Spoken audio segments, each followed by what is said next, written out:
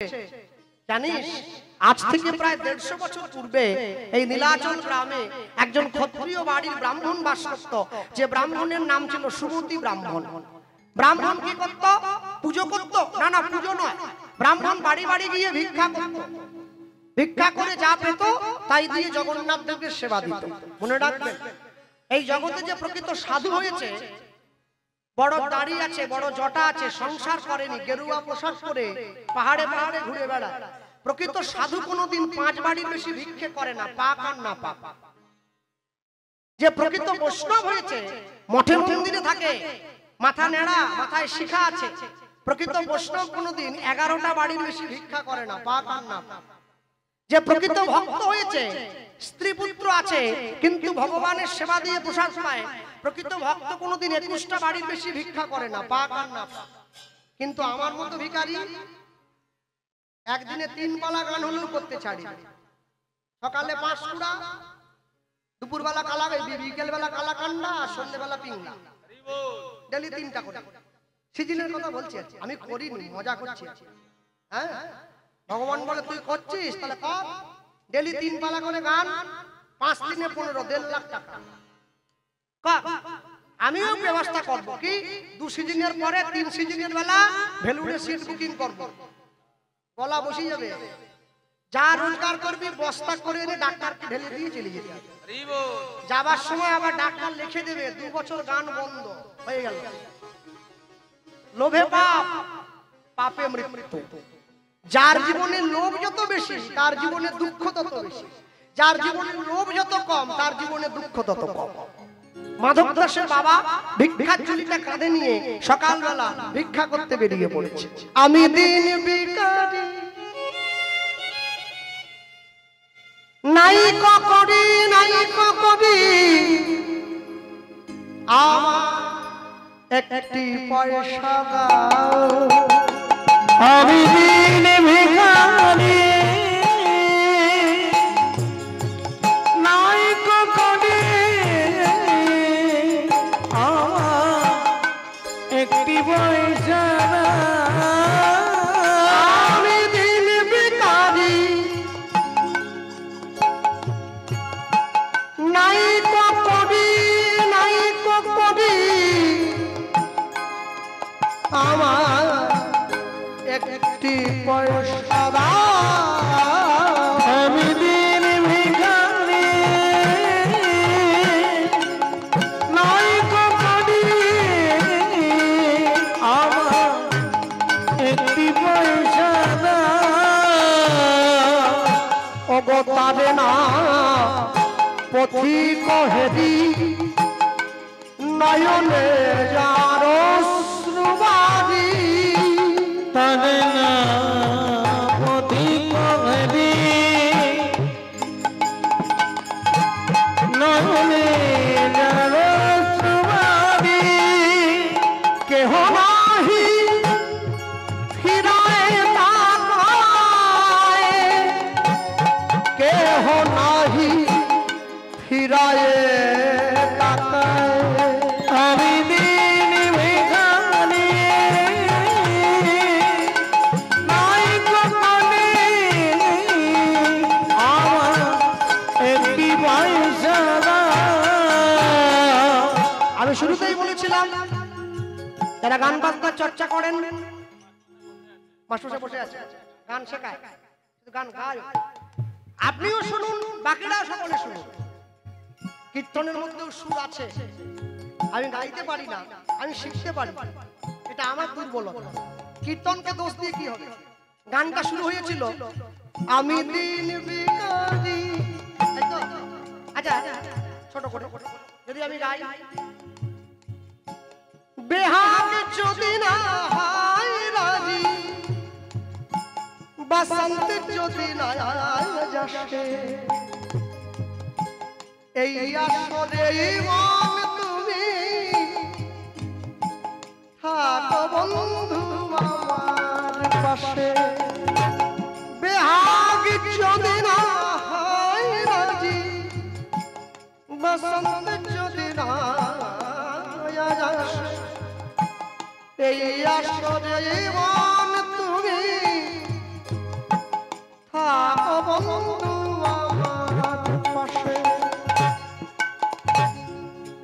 যদি সুরটাকে আরেকটু কোমল করি, চেষ্টা করতে পারি। তোমার ভুবনে ফুলের মেলা, আমি কাঁদি সাহারায়। তোমার ভুবনে ফুলের মেলা, আমি কাঁদি সাহারায়। ও গো কমলিকা, ও গো কমলিকা, বুঝিলে না আমি কত অসহায়। তোমার ভুবনে ফুলের মেলা, আমি কাঁদি সাহারায়। তোমার ভুবনে ফুলের মেলা, আমি কাঁদি সাহারায়। যদি সুরটাকে আরেকটু কোমল করি, চেষ্টা করতে পারি।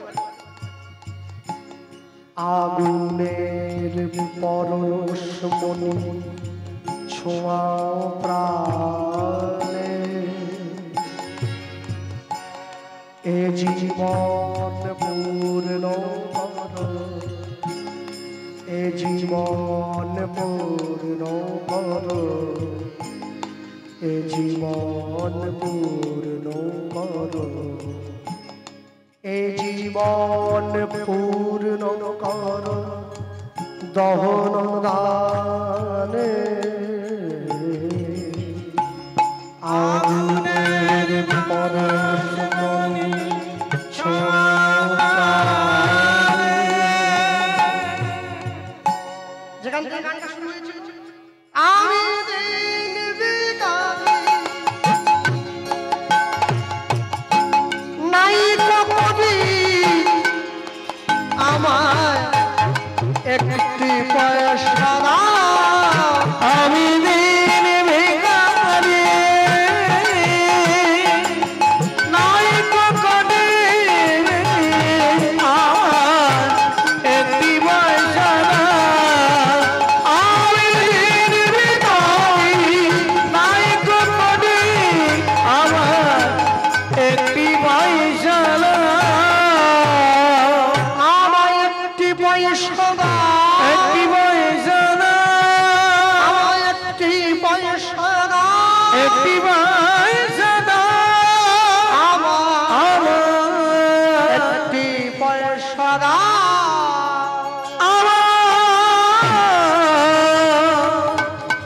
একটি পয়সা দাও। মানুষের মাঝে গিয়ে দাঁড়ালো, যে যেমন ভাবে পারলো, যেভাবে পারলো মাধব দাসের বাবার ভিক্ষার ঝুলিতে দান করলো। যখন মায়েরা বাড়িতে ভিক্ষা দেবেন, বাড়ির মধ্যে থেকে দাঁড়িয়ে কোনোদিন ভিক্ষা দিতে নেই, বাড়ির বাইরে গিয়ে ভিক্ষা দিতে হয়। আরেকটা কথা মনে রাখবেন, কোনোদিন একাদশীর দিন ভিক্ষা দেবেন না, একাদশীর দিন কোনোদিন ভিক্ষা দেবেন না। একদম দুয়ারে ভিখারি এলে না বলবেন যে আজকের দিনে দেবো না, আগামীকাল এসে। ভক্তমণ্ডলী মায়েরা, হ্যাঁ কি বলছি, ভিক্ষা করা যাবে নাকি?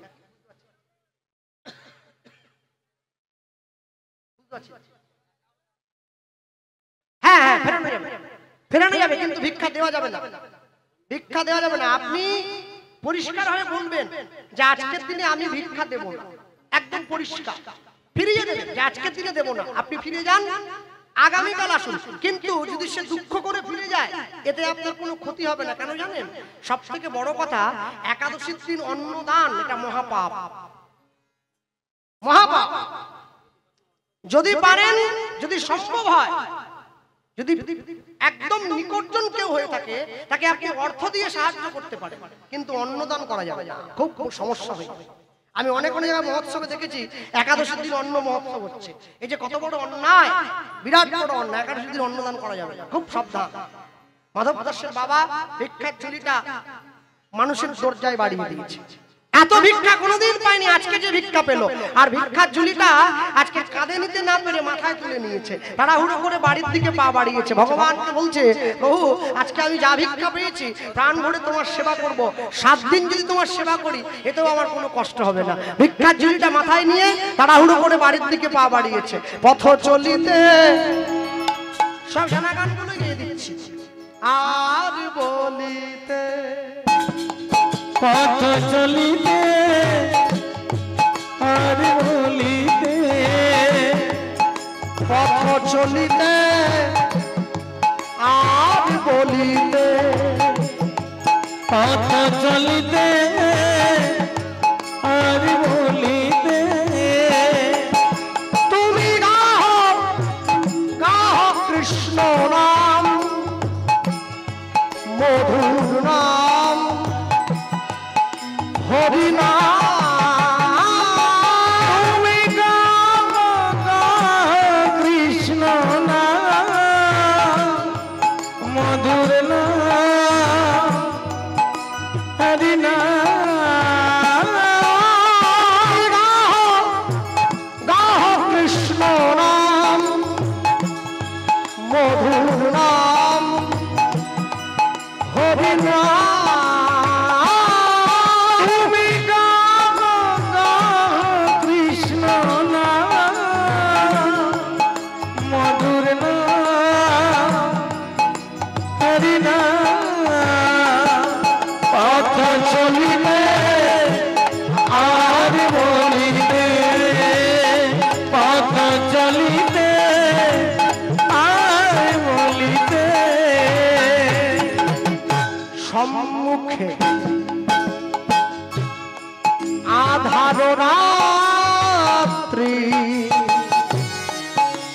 অব তুমি যে পথযাত্রী সম্মুখে আধার রাত্রি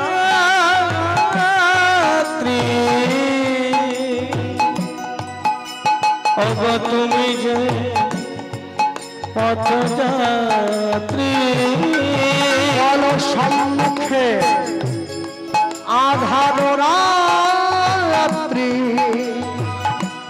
অব তুমি যে পথযাত্রী সম্মুখে আধার রাত্রি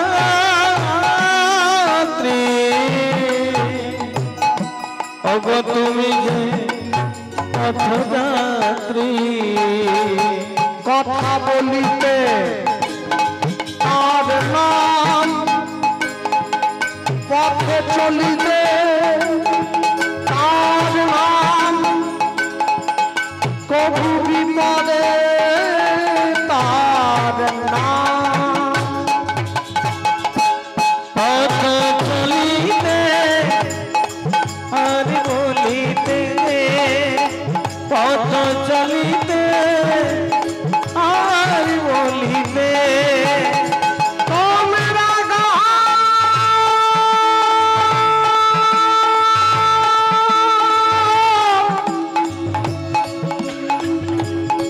কৃষ্ণ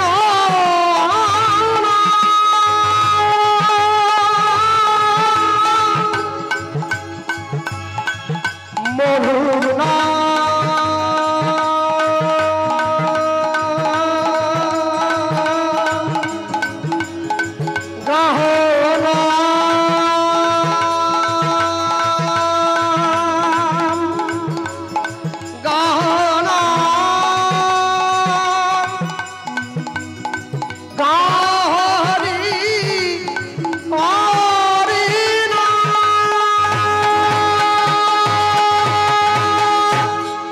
পথ চলিতে আর বলিতে পথ চলিতে আর বলিতে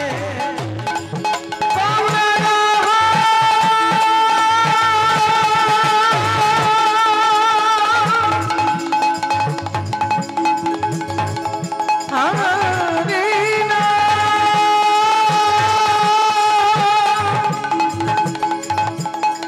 কৃষ্ণ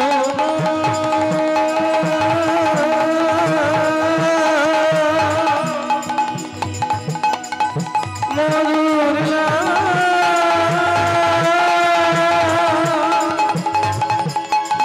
হরি হরি নাম কৃষ্ণ নাম কৃষ্ণ মধুর নাম মধুর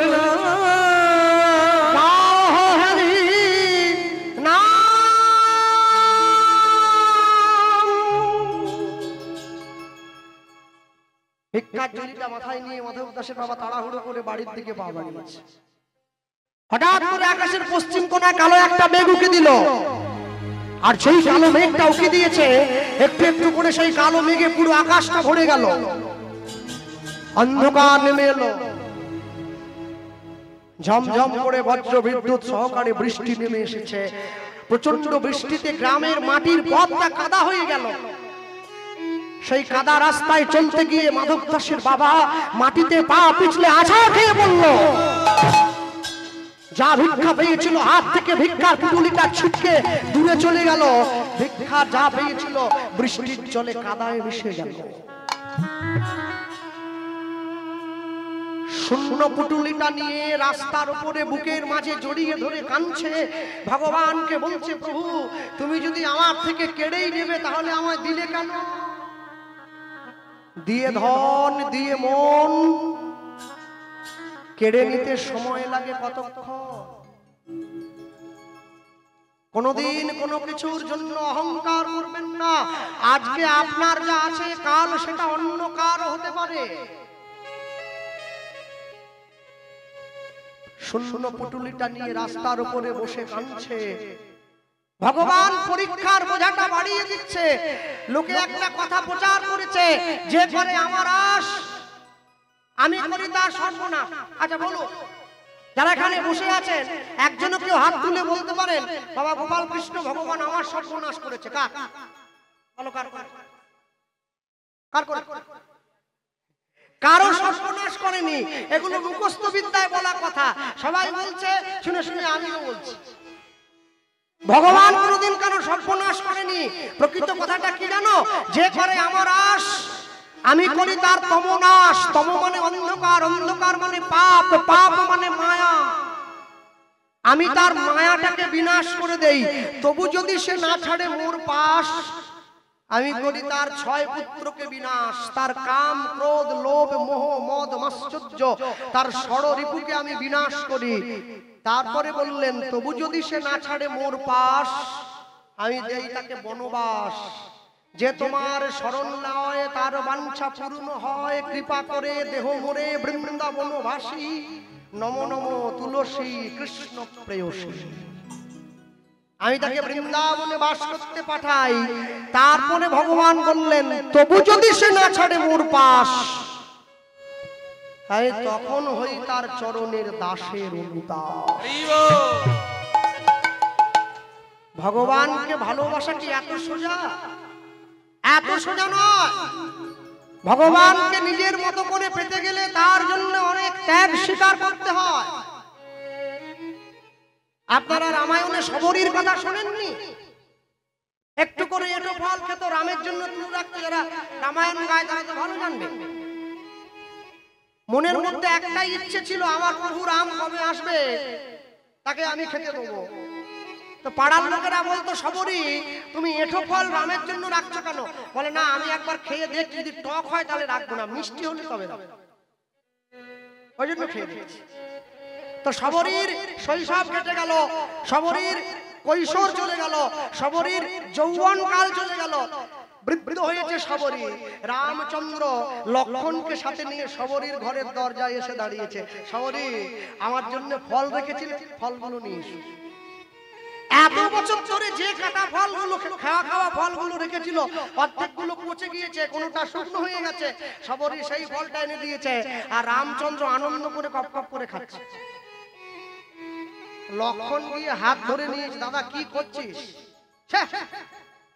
তুই না রাজা, তুই তো রাজকুমার, তুই রাজা হয়ে এই শবরীর মতো আদিবাসীর কাছ থেকে এটো ফলগুলো, কামড়ানো ফলগুলো খাচ্ছিস। শবরীর মনে খুব কষ্ট হয়েছে, চোখে জল এসে গিয়েছে। ভগবান তো ভক্তের চোখের জল সহ্য করতে পারবে না। রামচন্দ্র লক্ষণের হাত ধরে অভিশাপ দিল, শোনো লক্ষণ, তুমি যদি আমায় অপমান করতে আমি সহ্য করে নিতাম, কিন্তু তুমি আমার প্রিয় ভক্তকে অপমান করলে তো। যে এটো ফল আজকে তুমি অবজ্ঞা করে দূরে সরিয়ে দিলে, এই এটো ফলটাই আমি এই স্থানে পুঁতে দিলাম। এই ফলের থেকে একটা গাছ তৈরি হবে। যেদিনকে আমার ইচ্ছায় রাবণ তোমায় শক্তিশাল দিয়ে আঘাত করবে, এই ফলের গাছ থেকে যে গাছটা তৈরি হবে তার নাম হচ্ছে মৃত সঞ্জীবনী গাছ। সেদিন হনুমান চিনতে পারবে না, গন্ধমাদন পর্বতটা তুলে নিয়ে যাবে, এই ফলে সৃষ্ট গাছের শেকড় থেকে ওষুধ তৈরি করে তোমার প্রাণ বাঁচানো হবে। সেদিন তুমি বুঝে নেবে ভক্তের হাতের ছোঁয়ায় ক্ষমতা কত বড়। ভগবানকে ভালোবাসা, ভগবানকে নিজের মতো করে পাওয়া এত সহজ নয়। একাদশীর দিন মা তার ছেলেকে ডিম ভাজা করে খাওয়াচ্ছে, রাস্তা দিয়ে বয়স্ক মানুষ হেঁটে যাচ্ছে, মাকে ডাক দিয়ে বলছে, মা আজকে তুমি তোমার ছেলেটাকে ডিম ভাজা করে খাওয়ালে। তো মা দেখছে আমার তো ভুল হয়েছে, কিন্তু ছেলের মনে সাহস জোগাতে হবে, কারণ ছেলে তো অর্ধেকটা খেয়েছে। কি হিন্দিতে কি বলে, সানডে হো ইয়া মন্ডে রোজ খাও আন্ডে, ডেলি খাও, ডিম খাও, পুরো সমাজের মাথা চিনি খাও। ওর মা আবার ওর ছেলের মনে সাহস জোগায়, আর না জেনে খেলে কিছু হবে না, খেয়ে নে। ভগবান যেন ভগ্নিপতি হয়, না জেনে খেলে কিছু হবে না। মা বাড়ির আবদা এত সহজ নয়। আর একটা বড় কথা হলো, লোকে আমায় অনেকে বলে যে আপনি যে ইউটিউবে সব সময় বলেন তুলসীর মালা পরো, তুলসীর মালা পরো, জানেন তো ওসব মালা ফালা পড়তে হয়নি। মন যদি ঠিক থাকে না তাহলে সব ঠিক, মন ঠিক থাকলে সব ঠিক। তাহলে যে লোকটা পিংলা থানায় চাকরি করে, কালকে সকালবেলা গামছা কোছা দিয়ে পুরো থানায় চলে যাবে, বড়বাবু জিজ্ঞাসা করে কি বাবা তোমার পুলিশের পোশাক কথা, বলে স্যার মন যদি পুলিশ থাকে না ও পোশাক পরতে হয়নি, গামছা পরেই ডিউটি। শালা ঝেঁটিয়ে বিষ নামিয়ে দেবে। পুলিশের চাকরি করতে গেলে পুলিশের পোশাক পরতে হয়। আকাশের শোভা চাঁদ, চাঁদের শোভা তারা, বৃন্দাবনে কৃষ্ণ শোভা, নদিয়াতে গোড়া, গ্রামের শোভা বাড়ি আর ঘাটের শোভা হাঁড়ি, মুসলমান ভাইদের শোভা তার বড় বড় দাড়ি। বাঙালি হিন্দুরা সংসারে পড়ে ভোগ করে কত জ্বালা, তবু তারা গলায় পরে না দুফের তুলসীর মালা। মালা পড়বে, তুলসীর মালা পড়বে, আর অজুহাত বন্ধ করো, অজুহাত বাদ দাও। হ্যাঁ, যা ইচ্ছা তাই খাও, টিকটিকির ডিমের শরবত করে খাও, আরশোলা ভেজে খাও, পুড়িয়ে খাও, যা খাও, তুলসীর মালা পড়বে। কেন পড়তে বলছি জানো? যারা আমিষ খাও তারা মালাটা কণ্ঠের থেকে নামিয়ে পড়বে, নিরামিষ যারা খায় মালাটা কণ্ঠের সঙ্গে লাগিয়ে পড়বে। কেন পড়তে বলছি বলো তো? লাইনে দাঁড়াও তবে তো ডাক পাবে, যদি লাইনে না থাকো তো ডাক পাবে কি করে? 4 বছরের ছোট বাচ্চা ছেলে টিভির পর্দায় বলেনি হাই হ্যালো ছাড়ো হরে কৃষ্ণ বলো, সেই নিয়ে কি তোলপাড় হচ্ছে। 4 বছরের ছেলে হরে কৃষ্ণ বলে, 80 বছরের বুড়ো সে ভীমবাজারের মোড়ে বসে তাস খেলে, সে বলে আমার এখনো অনেক দেরি আছে। হ্যাঁ, ইস কে লিখে দিল? নবান্ন থেকে লিখে দিয়েছে 100 বছর যাবে, কে বল? মনে রাখবে, যখন তোমার যৌবন তখন করবে গোবিন্দ ভজন, তখন তোমার এক মন। আর বৃদ্ধ বয়সে তুমি হয়ে রবে অচেতন, রোগ ব্যাধিতে তোমার দেহ হবে অসাটন, তখন তুমি বুঝবে ভবে আসা অকারণ। বুড়ো বয়সে হরি বল বলতে পারবে না রে ভাই, তাহলে হজি বল, হাওয়া বেরিয়ে যাবে, দাঁত নেই, দাঁত নেই, দাঁত নেই, তা উচ্চারণ না করতে পারলে তুমি কি বলছো? গালি দিচ্ছ না ভগবানের নাম করছো, ভগবান বুঝবে কি করে? তবে